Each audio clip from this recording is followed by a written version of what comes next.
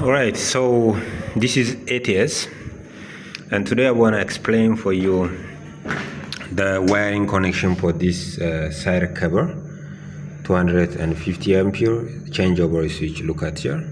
So we have terminal this here. This is the upper part.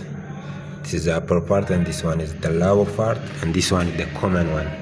So what does it mean in generally? The upper part is for the main power supply connection. This is for the main power supply, and the lower one is for the grid power. I mean for the backup power, maybe generator or like any other power source. So basically the lower part is for generator and this one is for... Right, so let's remove this part.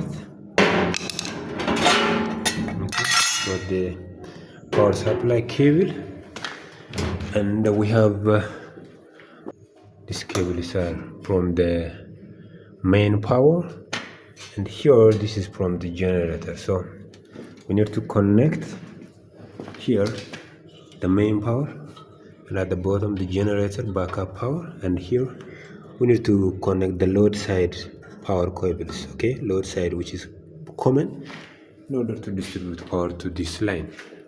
Right, so in such a way we're gonna build our changeover switch and connect the wiring system over it.